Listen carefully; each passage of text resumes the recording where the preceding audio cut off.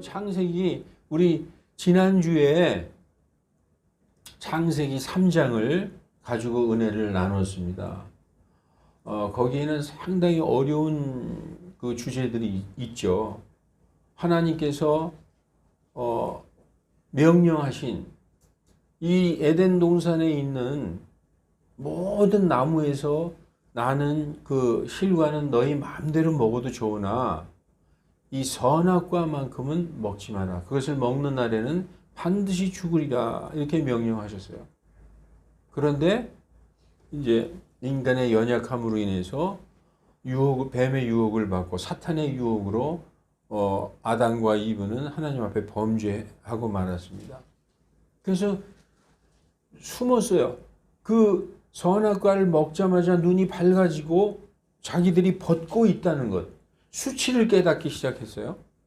그래서 얼른 무화과 나무로 치마를 만들어서 가렸습니다.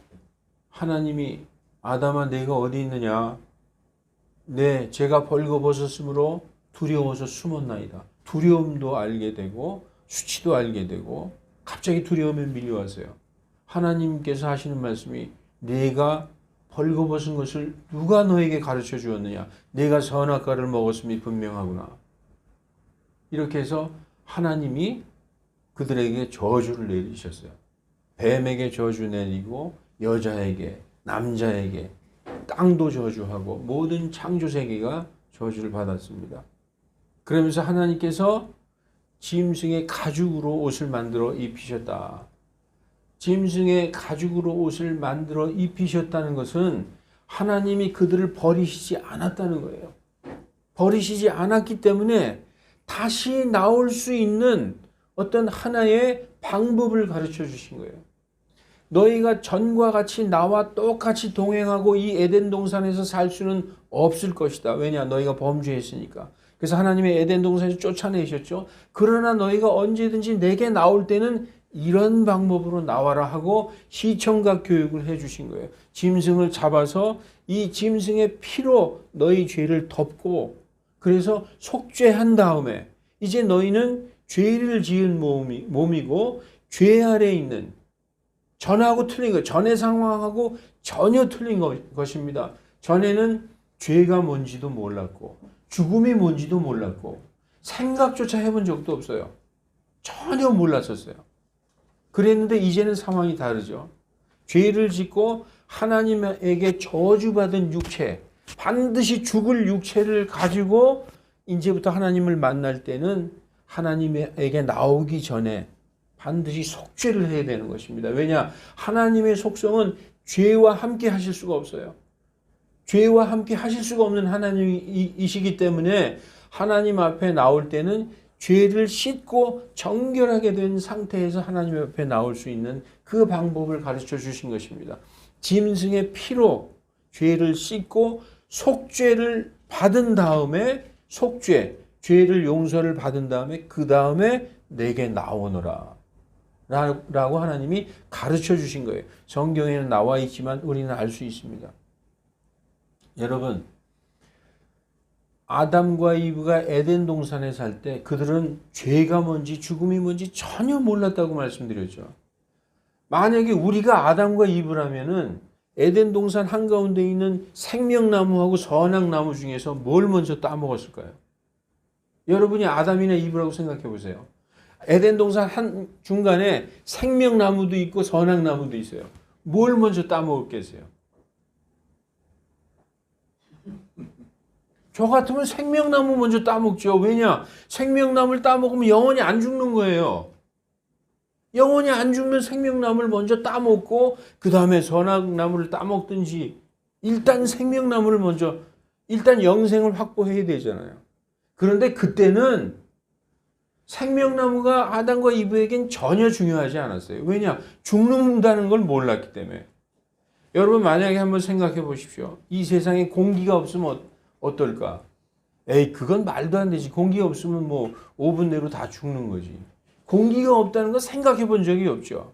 그거와 마찬가지로 아담과 이브는 죄가 들어와서 죽는다? 상상조차 해본 적이 없어요. 그러니까 그 생명나무가 전혀 필요 없었던 거죠. 그래서 그들은 선악나무를 먼저 따먹은 거예요. 여러분 가만히 생각해 보세요. 저 같으면 먼저 생명나무 먼저 따먹겠어요. 그런데 죽음을 전혀 몰랐기 때문에 선악나무를 따먹은 것이죠. 그런데 그들이 죄를 짓고 하나님 앞에 쫓겨난 다음부터는 이제 어떤 몸이 됐느냐. 전에 하나님하고 동행하고 언제든지 주님을 뵙고 그 주님의 영광 가운데서 아무것도 부족함이 없이 살던 그때하고는 완전히 다른 거예요. 에덴 동산에서 쫓겨나는 즉시 그들은 정말 비참한 상태가 됐을 거예요. 왜냐? 여러분 생각해 보십시오. 에덴 동산에서는 부족함이 없었어요. 그저 모든 것을 그 있는 그대로 먹으면 되고 하나님과 그 하나님의 영광 가운데서 보호하심을 받고 아무런 부족함이 없었어요. 에덴에서 쫓겨나가면서 자기네들은 그 악한 땅도 저주를 받았기 때문에 엉겅퀴와 가시나무 덩굴로 그 바위 덩어리로 악해진 그 땅을 갈아야만 먹을 수 있었어요. 아담이 언제 뭐 농사 져봤습니까? 고생 무지무지하게 한 거죠. 그러면서 눈물을 흘렸을 거예요. 우리가 죄를 짓지 않았으면 이런 고생하지 않았을 텐데 그 무엇보다도 육체의 어떤 고통보다도 하나님의 영광으로부터 분리돼서 하나님으로부터 떨어져서 그 살 수밖에 없다는 그것이 그들을 엄청나게 슬프게 했을 겁니다. 그래서 아담과 이브는 이제 그 쫓겨난 상태에서 그래도 아들들을 낳았어요. 첫째 아들이 가인이고 둘째 아들이 아담입니다. 예? 아벨이야, 아벨. 진짜? 아, 맞습니다. 가인과 아벨을 낳았어요. 그러면서 이 가인과 아벨에게 열심히 가르쳤어요. 성경에는 안 나와 있습니다. 열심히 가르쳤어요. 뭐라고 가르쳤을까요? 가인아, 아벨아, 너희가 하나님 앞에 나가게 될 텐데 하나님 앞에 나갈 때 반드시 속죄 제사를 지내고 나가야 된다. 왜냐하면 아담과 이브가 범죄하기 전에는 아무런 죄도 없었지만 범죄하고 나서 죄에 저주받은 육체로 그때부터 자식을 낳을 때는 그 자식들도 죄 있는 육체로 태어나는 거예요. 내가 원하는 선은 행치 아니하고 내가 원치 아니하는 악을 내가 자꾸 행하는데 내가 원치 아니하는 이 악을 행하면은 이 악을 행하는 자가 내가 아니라 내 안에 거하는 죄로다. 그렇게 써 있어요. 그리고 내 안에 가로 열고 가서 이제 성경 찾아보십시오. 내 육신 안에 아주 육신 안에라고 딱 써 있어요. 내 육신 안에 선한 것이 거하지 아니하는 줄을 내가 아노라. 내 육신 안에 죄가 거한다는 거예요. 그것은 아담과 이브가 죄를 범해서 하나님에게 저주를 받으면서 그 육신 안에 거하는 죄, 인간의 육신 안에는 죄가 거하게 되어 있습니다. 그래서 그 죄 때문에 계속 죄를 짓는 거예요.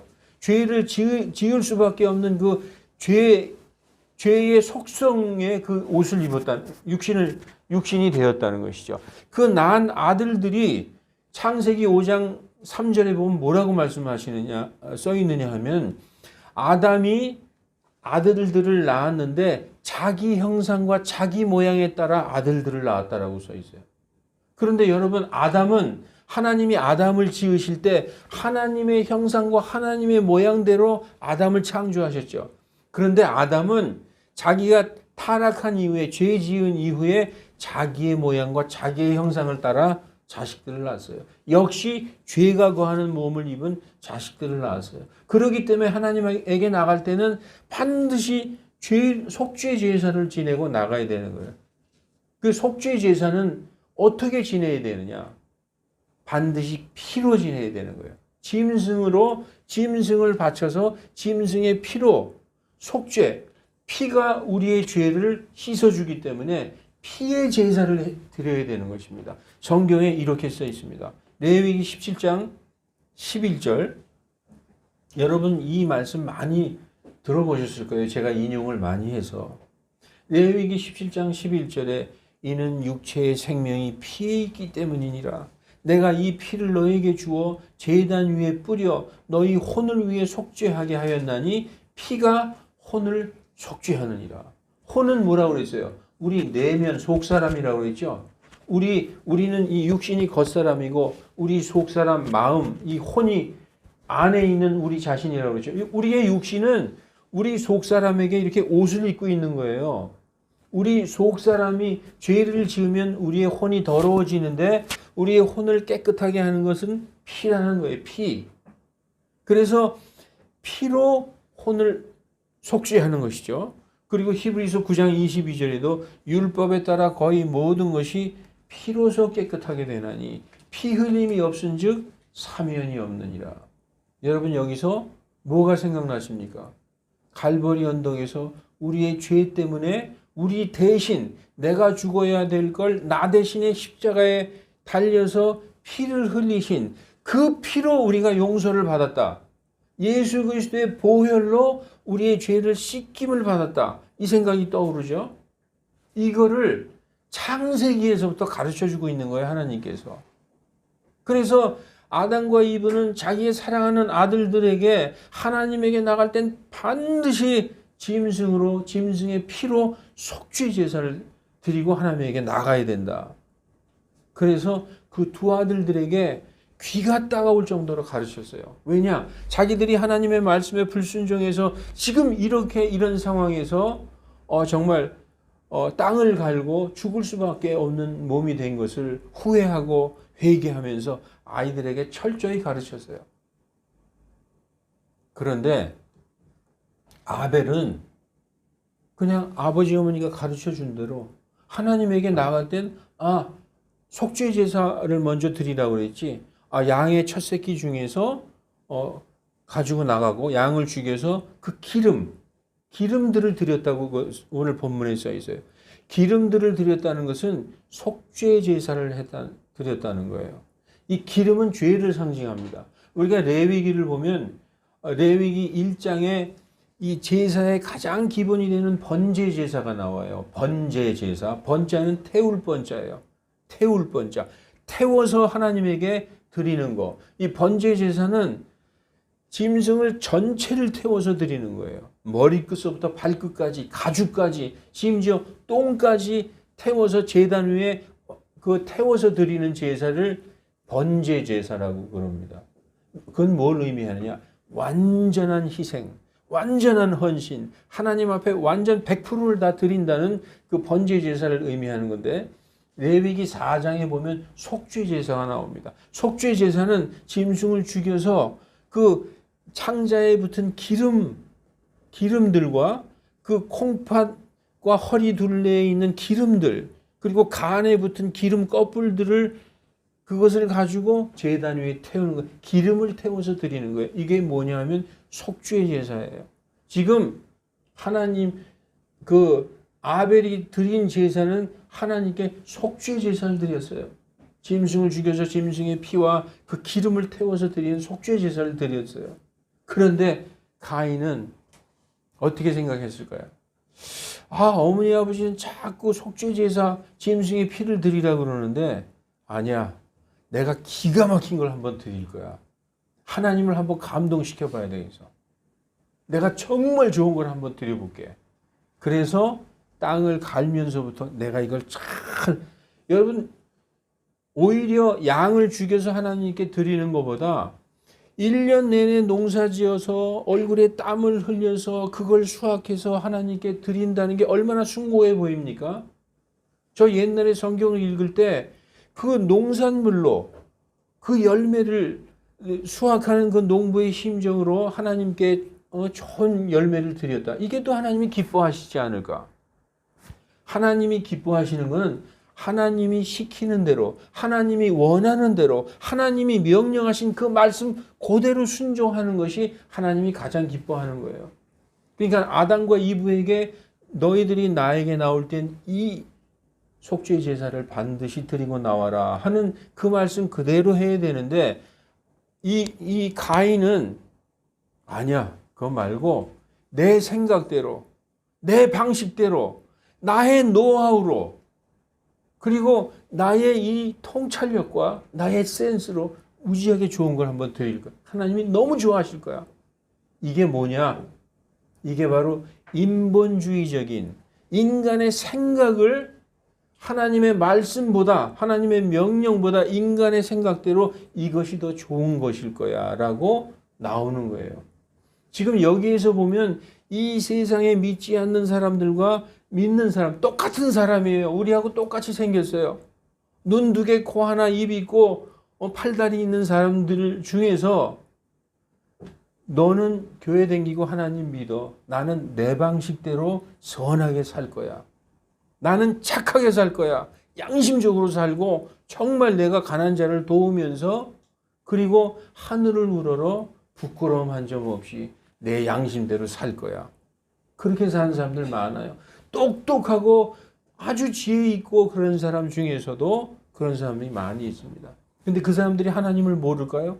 모르지 않는다는 거예요. 로마서 1장 20절에는 그들이 하나님을 알되 하나님께 합당한 영광을 돌려드리지도 아니하고 감사치도 아니하고 그리고 스스로 상상 속에서 허망해지고 그리고 스스로 지혜 있다고 생각하나 어리석은 자가 되어서 썩지 아니할 하나님의 형상을 썩을 어떤 사람의 모양의 형상이나 아니면 네 발 달린 짐승이나 날아다니는 새들이나 기어다니는 것들의 형상으로 바꾸었다. 그래서 거기다 대고 절하고 그랬다는 거예요. 요즘 믿지 않는 사람들도 그러진 않는데 하나님을 믿지 아니할 뿐이지 막 우상 숭배하고 뭐 벽에다 뭐 짐승 그림 그려놓고 절하고 그러지는 않는데 여러분 하나님을 믿지 않고 짐승 그림에다가 짐승의 동상에게다 절하고 우상 숭배 안 할지라도 내 생각대로 내 판단대로 내 의지대로 내 양심대로 한번 할 거야 하면은 바로 자기 자신이 우상인 거예요. 내 주먹을 믿는 거예요. 내 주먹. 네, 그게 바로 지금 가인의 심정이라는 거죠.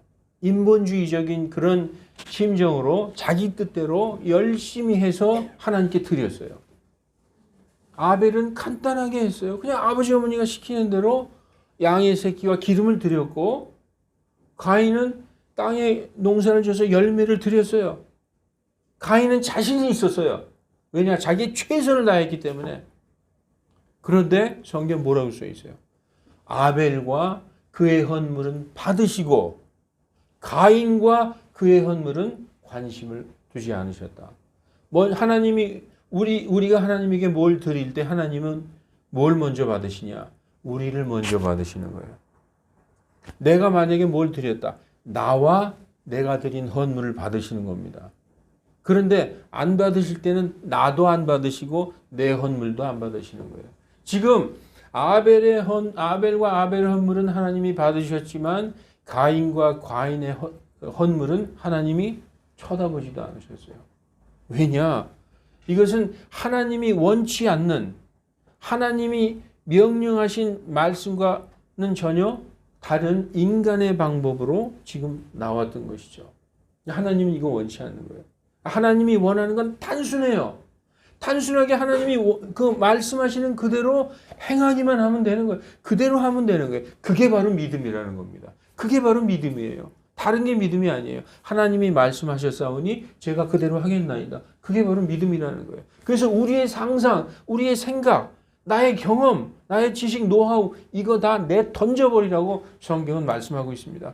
고린도후서 10장 5절 6절에 우리가 상상들을 내 던지고 그리고 하나님을 아는 지식을 거슬러서 하나님을 아는 지식, 하나님의 말씀을 거슬러서 자기 스스로를 높이는 것을 내 던지고 모든 나의 생각을 사로잡아 그리스도께 복종케 하나니 그럴 때에 모든 불순종을 응징할 자격을 준비를 갖추게 된다라고 성경은 말씀하고 있습니다. 지금 이게 가인의 모습을 성경에서 보여주고 있는 것입니다. 가인은 성경에서 분을 냈다고 나와 있어요. 가인은 대단한 사람이에요. 우리 같으면 하나님 제가 잘못했습니까? 하나님 용서해 주십시오. 그러면 하나님은 용서해 주실까요? 안 할까요? 용서해 주시는 하나님이에요. 그 짐승의 피와 짐승의 어린 양의 새끼와 기름을 드리는 자체가 그 자체가 뭐예요? 회개거든요. 그 우리가 시편 51편 11절에 보면은 이런 말씀이 있어요. 하나님이 구하는 제사는, 하나님이 원하는 희생물은 상한 영이라.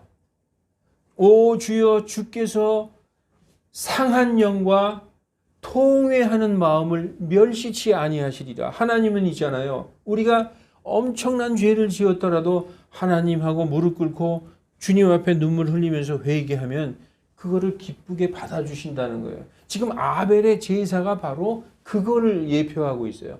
회개하는 거죠. 죄를 용서해 달라는 제사 먼저 드리고 하나님 앞에 나가는 것입니다. 지금 가인은 하나님, 제가 무슨 잘못을 했는지 저를 용서해 주시옵소서 하고 하나님에게 회개 안 하고 분을 내고, 어느 정도로 분을 냈느냐, 얼굴빛이 달라질 정도로 굉장히 자아가 강한 사람이에요. 예, 아담 이브보다도 더 아주 자아가 강한 거죠. 여러분 왜 그랬을까요? 자기 헌물에 대한 확신이 있었기 때문에 그래요. 이거야말로 하나님이 무지하게 기뻐하실 거야. 그런데 왜인걸? 자기는 확신을 했는데 아벨의 헌물, 저거보다 하나님이 내 거는 정말 칭찬해 주실 거야. 최고의 어떤 자기의 노력으로 드렸어요. 그런데 그거를 하나님이 쳐다보지도 않고 나도 안 받으신다? 여기에서 하나님에 대한 증오가 생긴 것입니다. 어떤 회개는커녕 하나님에게 대해서 대항하는 그런 마음이 생긴 것이죠. 예, 그래서 이제 둘이서 이렇게 있다가 우리 오늘 본문 말씀에 둘이 있을 때에 가인이 아벨에게 대화하는 장면이 나와요. 그러니까 성경에 뭐라고 대화했는지 대화의 내용이 안 나옵니다. 그런데 우리는 얼마든지 성경적으로 유추해 볼 수 있어요. 도대체 무슨 얘기를 했을까? 무슨 얘기를 했는데 형이 동생을 쳐 죽였을까? 지금 가인의 심정은 엄청나게 화가 나 있어요. 그래서 둘이 있을 때 아벨에게 이제 얘기했겠죠. 아니, 하나님은 왜 내 건 안 받아주시는 거야? 난 도저히 이해할 수 없어. 난 나의 최선을 다했다고. 나의 최상의 것을 드렸어. 근데 어떻게 네 거는 받으시고 내 건 안 받으시냐? 아벨이 그랬겠죠. 형, 그냥 아버지 엄마가 짐승으로 제사 드리라고 그랬잖아. 그대로 했으면 형 것도 받았을 텐데. 거기에서 또 한 번 이 아벨에게 하나님에게 느꼈던 증오가 폭발이 된 거예요. 너도 그 생각이야? 하면서 아벨을 쳐 죽인 거죠. 물론 시기와 미워하는 마음이 있었어요. 그 아벨을 죽인 것은 바로 하나님을 죽인 것입니다. 그 마음속에 엄청난 증오로 하나님을 죽였어요. 그래서 그는 하나님께 용서를 구하기보다 하나님께 정면으로 대항하는 자가 된 것입니다. 하나님이 그러시죠. 가인아, 네 동생이 어디 있느냐? 아니, 내가 뭐 내 동생 지키는 자입니까? 몰라요. 아주 대담한 사람이에요. 저는 이 성경을 읽다가 이 가인처럼 이 완전히 이 겁을 상실한 사람을 처음 봤어요. 하나님에게 막 틱틱거리고 대드는 거예요. 내가 뭐 내 동생 지키는 자입니까? 그러죠. 하나님이 내 동생의 핏소리가 땅에서부터 나에게 부르짖느니라. 땅이 입을 벌려서 내 손에서부터 내 동생의 피를 받았은즉 너는 이제 땅에서 도망하는 자가 되고 방랑하는 자가 되리라. 이렇게 하나님이 저주를 내리는 말씀이 이제 나옵니다. 그리고 너는 땅을 갈아도 이제 땅이 너한테 효력을 발생하지 않는다. 왜냐? 땅이 너를 저주했기 때문이다.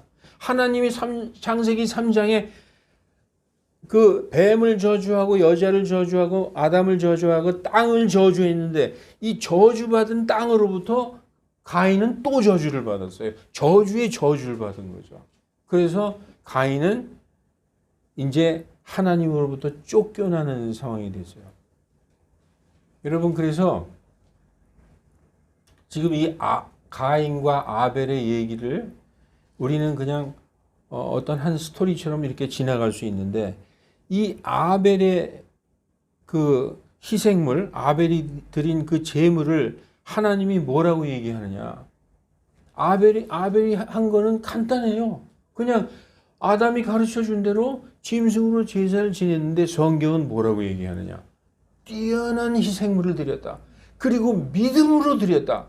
지금 아벨이 짐승으로 제사를 지낸 것은 아담과 이브의 말을 그대로 아버지 어머니의 말을 듣고 그대로 따른 거지만 그 말씀은 하나님의 명령이었어요.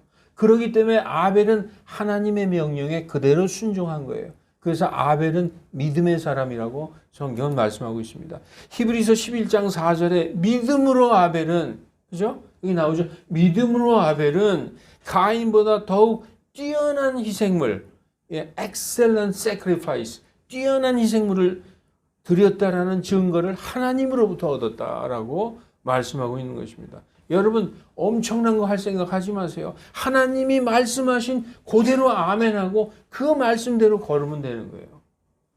내 아들 예수를 믿는 것이 내가 가장 기쁘다. 그것이 바로 나를 믿는 것이다. 그러면 아들 예수님을 믿으면 되는 거예요.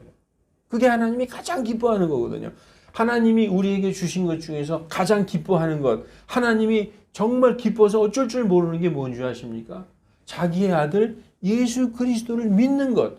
그 예수 그리스도가 2000년 전에 갈보리 언덕에서 흘린 그 피를 믿는 믿음, 그 믿음을 하나님이 가장 기뻐하시는 거예요. 그게 바로 구원이에요. 다른 게 구원이 아닙니다. 아니 그래도 좀 열심히 뭔가 해야 되지 않아? 선행도 좀 하고 헌금도 많이 하고 새벽 기도도 열심히 하고 뭐 좀 그래도 해야 되는 거 아니야? 그리고 막 이렇게 기도회도 하고 막 대굴대굴 굴르기도 하고 저기 저 기도원에도 좀 가서 막 해야 되는 거 아니야? 뭘 하려고 하지 마세요. 가인처럼 되는 거예요. 믿어야 되는 거예요. 그 말씀을 그대로 순수하게 믿어야 되는 것입니다. 하나님이 가장 기뻐한 예수님이 어린아이를 딱 안고 누구든지 이 어린아이처럼 되지 아니하면 너희가 하나님의 왕국에 들어갈 수 없느니라. 어린아이는요 머리를 못 굴려요. 단순해요. 그냥 얘기해 준 대로 그대로 믿는 게 어린아이들이에요. 뭐 요즘은 어린아이들이 영악해졌어도 뭐 어린아이들을 보면은 어린아이들 중에 위선자가 있습니까? 어린아이들 중에 그 위선의 마음을 가진 게 있어요. 그냥 순수하잖아요. 그 순수한 마음으로 하나님이 말씀하신 걸 그대로 받아들이면 그게 최고의 믿음이라는 거예요. 그대로 행하면 뛰어난 믿음의 소유자가 되는 것입니다. 그래서 하나님이 가장 기뻐하시는 거 제가 다시 말씀드렸지만 여기에서 아벨의 희생물, 지금 우린 그걸 들고 나가야 되는 거예요. 우리가 하나님 앞에 나갈 때 하나님이 제일 기뻐하는 게 우리 안에 예수 그리스도의 그 십자가의 보혈이 뿌려졌는가. 우리 안에 예수 그리스도의 십자가의 보혈이 어떻게 뿌려지는 건지 아십니까? 예수님을 나의 주님으로, 그래 나는 나는 죄인이야. 예수님이 나를 구원하셨어. 내가 십자가에 달려서 피 흘려 죽어야 돼. 내가 사형당해야 될 걸 나 대신에 저 예수 그리스도께서 십자가에서 흘린 피가 비록 2000년 전에 흘려졌지만 그 피가 내 안에 마음에 뿌려져서 내가 믿는 순간 뿌려지는 거예요. 그래서 베드로전서 1장에 보면은 성령의 성결케 하심으로 순종하는 자들과 예수 그리스도의 피뿌림에 이른 자들에게 편지하노니, 이러면서 성도들에게 베드로 사도가 편지하는 것을 볼 수 있습니다. 우리 예수님을 믿을 때 그 순간, 예수님을 받아들이는 순간에 예수님의 그 십자가의 보혈이 우리 마음에, 우리 양심에, 우리 혼에 쫙 뿌려지는 거예요. 그러면 어떻게 될까요? 하나님이 보실 때 예수님의 보혈로 우리의 양심과 우리의 혼이 깨끗하게 씻겨져서 하나님이 보실 때 의롭도다. 죄가 없다. 그래서 성경에 뭐라고 말씀하십니까?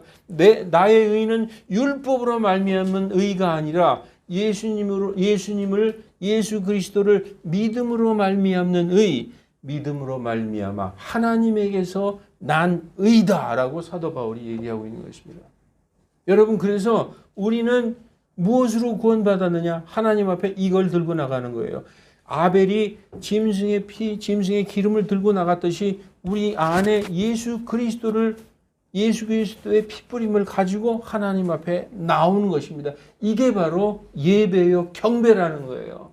그래서 성경이 이렇게 말씀하고 있습니다. 에베소서 1장 7절, 그 사랑하시는 자 안에서 그 은혜의 풍성함을 따라 그분의 피로, 예수 그리스도의 피로 대속, 대신 속죄, redemption, 곧 죄들의 용서를 받았다. 받을 예정이다라고 써 있어요. 받았느니라고 써 있어요.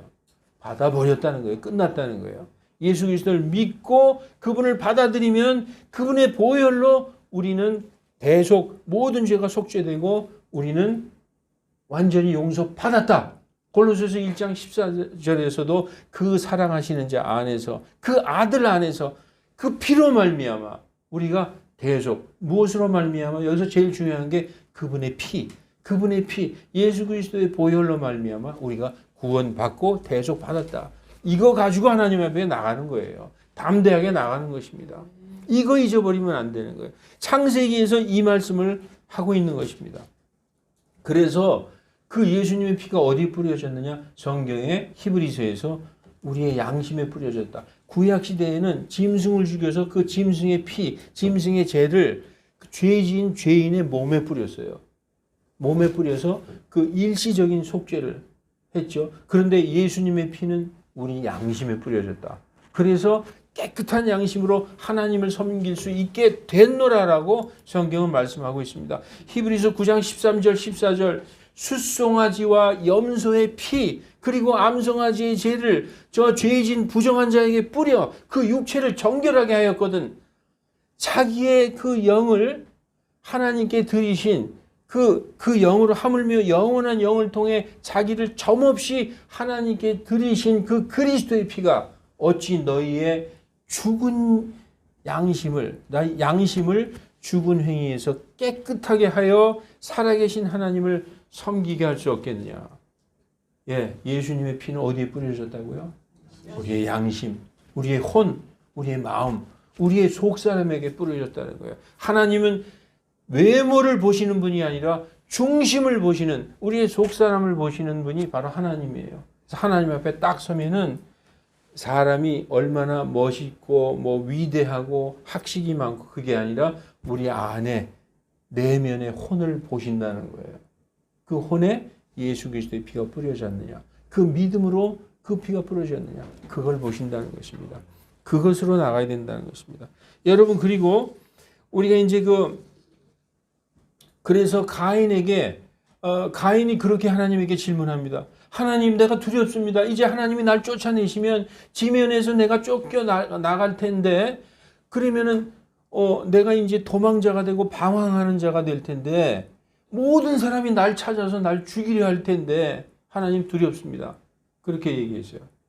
그러니까 하나님께서 너를 죽이는 자는 내가 7배로 보복을 하리라. 그래서 가인에게 표를 주시면서 가인을 죽이지 못하게 하셨다라고 우리 이제 오늘 본문 이어서 나와요. 4장에 나옵니다. 그래서 가인에게 표를 주셨다는 거예요. 그 표가 영어로 마크예요. 마크. 하나님이 가인에게 어떤 마크를 주셨다는 거예요. 마크를 주셨다는 거예요. The Lord set a mark upon Cain 이렇게 돼 있어요.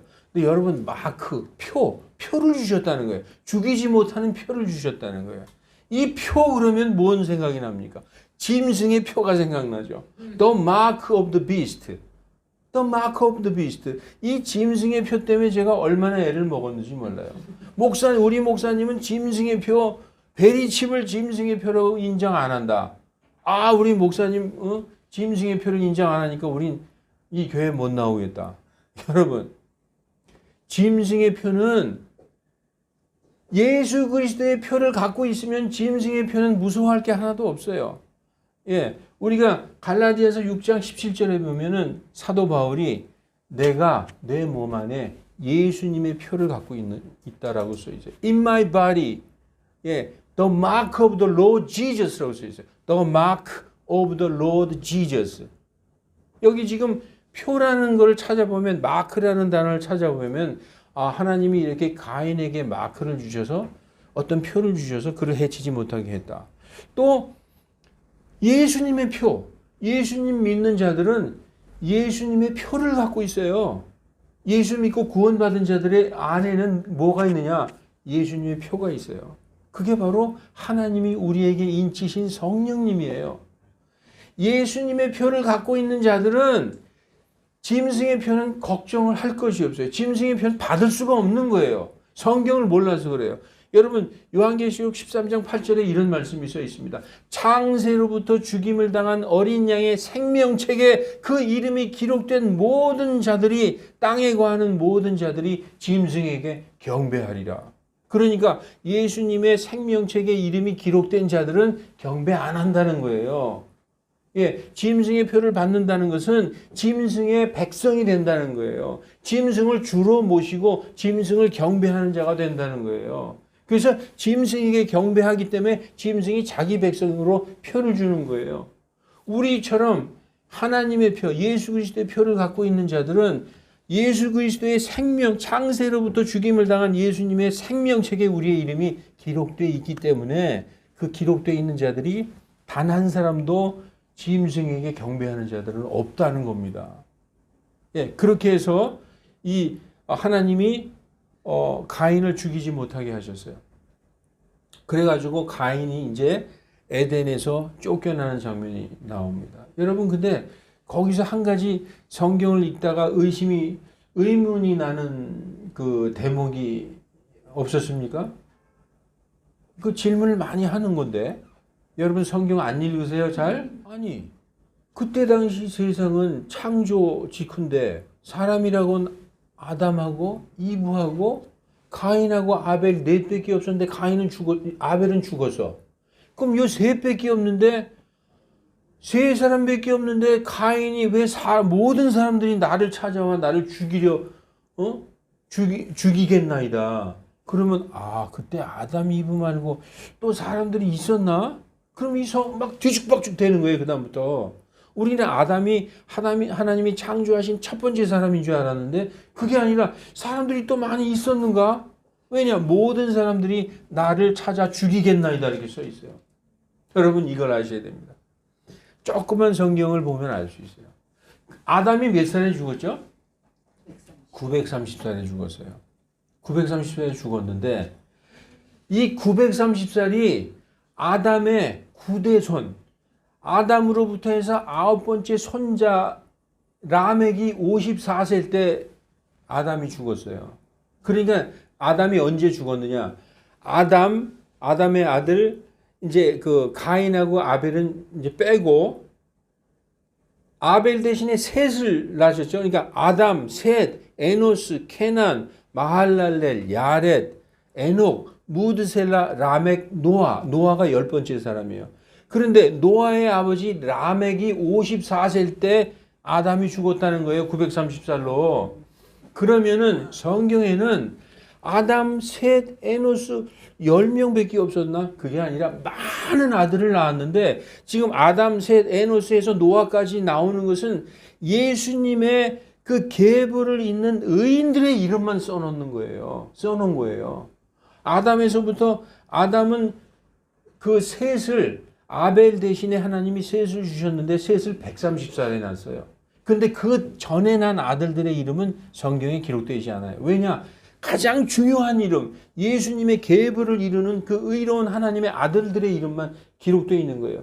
여러분 노아 때 하나님이 노아의 홍수로 세상을 멸망해 버렸잖아요. 노아의 아버지 라멕 때 아담이 죽었다니까요. 그러면 그때 세상의 평균 수명은 900세 이상이었어요.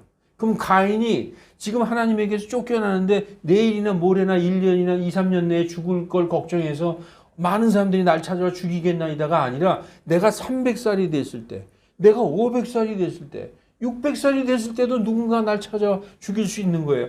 야, 저기 뭐 하나 살고 있는데 그 이름이 가인이라고 그러던데 가인? 야, 그 놈이 바로 우리의 의로운 조상 아벨을 죽인 놈이야. 야, 그 놈을 가서 죽이자. 와르르 몰려올 수 있어요. 가인이 500살, 600살 먹었을 때도. 그걸 이미 가인은 걱정을 했던 거예요. 그래서 이미 노아의 아버지 라멕의 때에도 이미 큰 세상을 이루었던 것을 우리는 성경을 알 수 있는 것입니다. 그러니까 우리가 성경을 보면 어떻게 세 사람밖에 없는데 많은 사람들이 몰려와서 날 죽일 수 있을까? 이렇게 생각했던 것이죠. 예, 그래서 이제 말씀을 정리하고 마치겠습니다.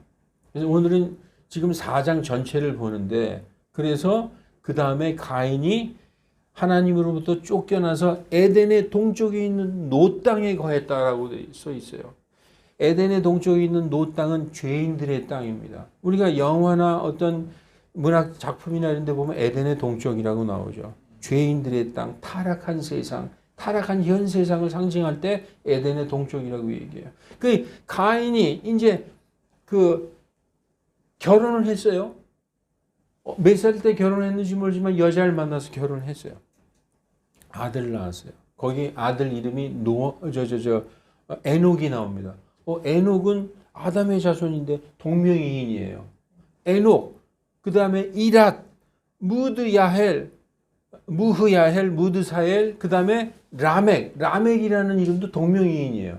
이 라멕에 와서는 라멕이 아내를 둘을 거느리게 됩니다. 이게 바로 일부 다처제의 효시예요. 제일 성경에서 처음으로 아내를 둘 이상 거느린 사람의 이름이 라멕입니다. 그래서 라멕의 아들이 아내가 아다와 실라가 있었는데, 아다가 두 아들을 낳았어요. 야발과 유발을 낳았어요.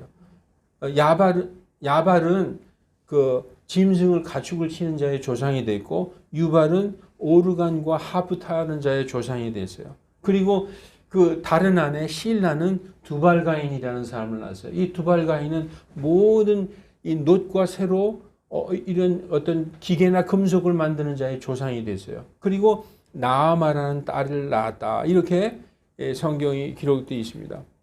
그래서 그 후에 이제 그 하나님께서 아담이 130살 때에 아벨 대신에 셋을 주셨더라 하고 4장이 끝나는 거예요. 4장 전체가. 그래서 오늘 4장 전체를 한번 살펴봤습니다. 오늘 잊지 말아야 할 가장 중요한 것은 아벨의 제사, 아벨의 희생물, 바로 그것이 우리 주 예수 그리스도의 십자가의 보혈을 상징하고 있고, 그것을 우리더러 깨달아 알라고 주신 것입니다. 거기에서 예수 그리스도의 십자가의 보혈을 찾아내지 못하면 성경 읽으나 마나인 것이죠.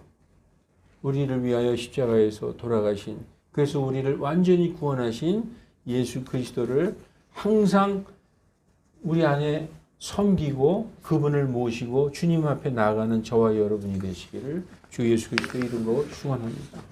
기도하시겠습니다.